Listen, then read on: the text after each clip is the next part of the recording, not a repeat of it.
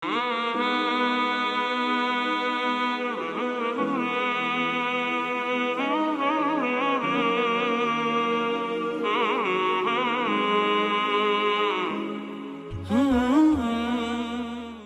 ini ada hangat isu yang mendiskreditkan Ustadz. Walaupun sebenarnya isu itu berkembang, sudah clear dan sudah terklarifikasi. Namun masih ada pihak-pihak yang terus mencari-cari celah untuk terus menjatuhkan Ustadz dengan berbagai cara. Yang membingungkan, penyebar kebencian tersebut mengaku bermanhaj salaf. Mohon nasihatnya Ustadz untuk orang-orang seperti itu. Dan bagaimana Ustadz Khalid menyikapi hal ini? Allah musta'an. Ya. Untuk apa antum masuk ke zona itu ya? Ada orang begitu subhanallah, tidak tabayun, atau mungkin baru belajar beberapa kali, beberapa ilmu, sudah menganggap semua orang walaupun da'i, atau mungkin saya tidak mengatakan diri saya, tapi siapa saja ustadz mungkin yang pernah belajar, mungkin punya kapabilitas ilmu lebih dari dia, maksudnya dia lebih hormati kan. Terlebih lagi memang ini yang saya bilang, kadang-kadang penyakit di majelis ilmu kita, baru belajar setahun, 2 tahun sudah menganggap dirinya boleh mentahdzir. Ustadz ini salah, ustadz itu salah, ustadz ini ditinggalkan, ustadz itu begini, ustadz ini tidak mengerti. Ya akhi, apa ya? Apa itu? Apa aibnya kalau saya ditanya sesuatu saya bilang saya tidak tahu? Apa aibnya? Yang saya pelajari selama ini itu manhaj, itu metode. Kalau kita hati-hati jangan bilang kalau kita tidak tahu kan. Oh berarti akidah saya sudah rusak. A'udzubillah minasyaitonir rajim. Saya waktu ditanya masalah arsy itu apakah makhluk atau tidak, di awal pertemuan saya mengatakan saya tidak tahu. Apanya yang aib kalau saya tidak tahu? Memang saya tidak tahu, saya belum, maksud saya adalah argumentasi yang tepat. Saya bukan memungkiri arsy ada, gitu kan? Tapi saya membutuhkan argumentasi. Lalu ada cuplikan saya luruskan. Lalu saya jelaskan tafsir surah Al-An'am 102, pendapat Baihaqi, pendapat Az-Zahabi. Saya paparkan, pancarkan, ada cuplikannya. Cuma memang teman-teman ini tergesa-gesa, gitu kan? Yang kadang-kadang menjadi masalah seperti ini, karena dia sudah terlanjur ekspos mungkin, lalu sudah ada, dia dapat data baru, oh ternyata ini keliru, ini sudah ada perbaikan atau ada sudah pelurusan. Itu biasa akhi. Imam Syafi'i punya pendapat, ada pendapat lama, pendapat baru. Imam Ahmad juga begitu, banyak masalah. Yang penting kita bukan mengaku sesuatu yang tidak punya ilmu, tapi kalau kita bilang tidak tahu, sampai ada perkataan para ulama mengatakan tidak tahu setengah ilmu, gitu ya. Daripada kita mengajarkan orang yang salah kan. Tapi setelah itu saya sampaikan argumentasi dan saya tidak pungkiri sama sekali kalau arsy adalah ciptaan Allah SWT. Ini sekarang mungkin yang dimaksud adalah ada beberapa teman-teman yang sudah terlanjur mungkin dia sebarkan, lalu sudah ada pelurusan, lalu kemudian mereka merasa malu untuk mengatakan, oh iya ini sudah selesai, kan gitu. Ini tidak baik teman-teman sekalian. Saya dan antum ini penuntut ilmu, kita masih baru belajar semuanya. Saya pun menganggap diri saya masih belajar. Dan kalau kita lagi tahap belajar, kita menggali ilmu, bukan cuma menjatuhkan orang.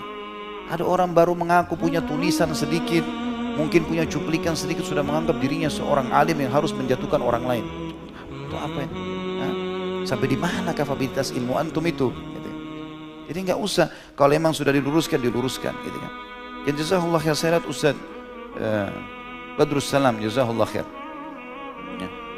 Itu meluruskan masalah ini dan beliau membantu saya menjelaskan, bukan aib itu. Dan itu sangat jazakallah khair. Saya juga berterima kasih pada beliau dari majelis ini, dan saya juga sudah menghubungi beliau secara langsung masalah itu.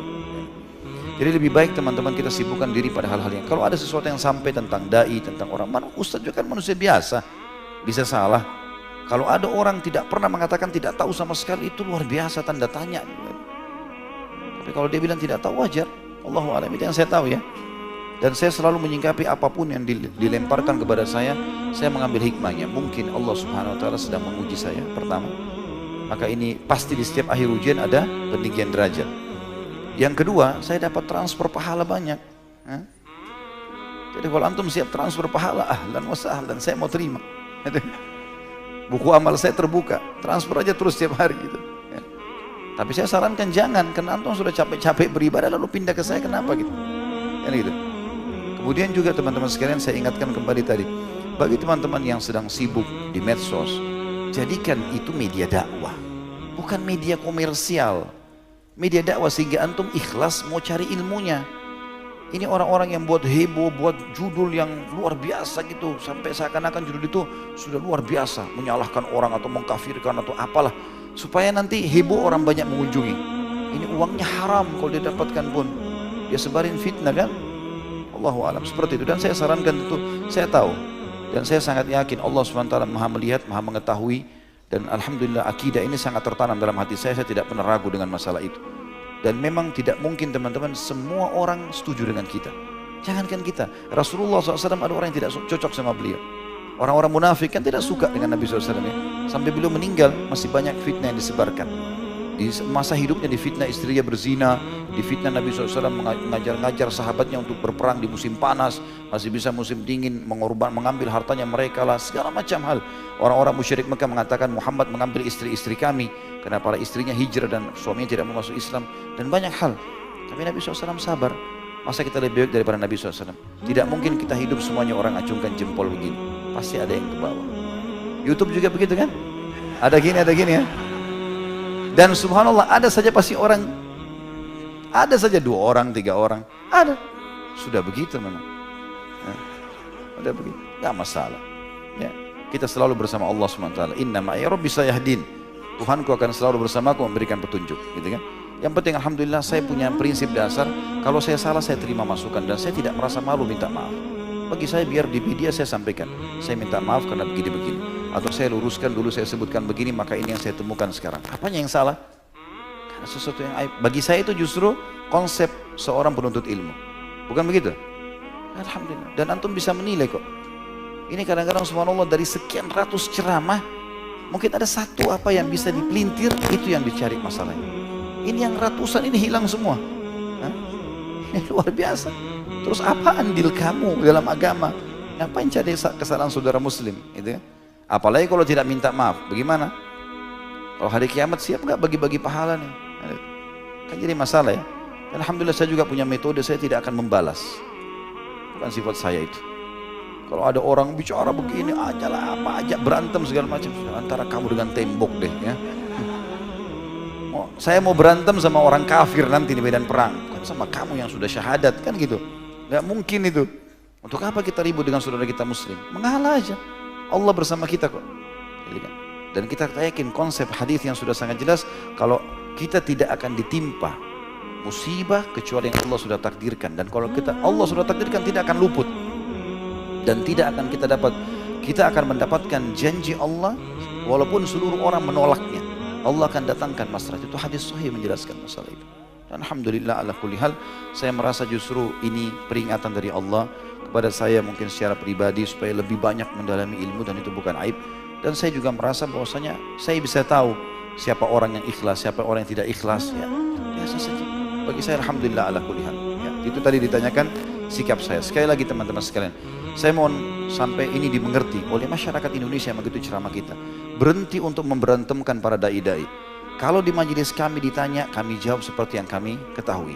Di majelis ustadz lain ditanya, dia akan jawab seperti yang dia ketahui. Dan kami pasti punya argumentasi masing-masing. Antum pakai akal sehat, cerna. Mana yang benar, mana yang menurut antum argumentasi yang lebih kuat, maka terimalah. Kan begitu. Yang penting setiap penyampai bertanggung jawab hari kiamat. Saya alhamdulillah yang saya sampaikan, saya bertanggung jawab hari kiamat. Saya siap untuk itu, karena saya selalu pakai referensi. Saya juga takut kepada Allah SWT. Kan gitu. Dan tidak akan berbekas teman-teman sekalian ilmu yang disampaikan oleh seseorang kalau dia sendiri tidak mengamalkannya. Itu konsep dasar. Kalau antum hadir di majelis saya ini tidak merasakan manfaat secara keimanan, berarti saya orangnya asal ngomong saja. Kalau antum merasa berbekas, pulang ingin lebih ibadah, berarti saya sudah mengamalkan itu. Itu sudah umum, gitu kan? Sekarang antum selama hadir di majelis ini tidak mungkin antum hadir sebanyak ini kalau tidak rasakan ada manfaat, kan? Saya pun merasa khawatir kalau saya sampaikan lalu saya tidak kerjakan, hukuman berat buat saya tahu teorinya, kan gitu. Maka alhamdulillah ala kulli hal, saya cuma mengatakan itu, dan pasti Allah SWT menjanjikan sesuatu yang lebih besar.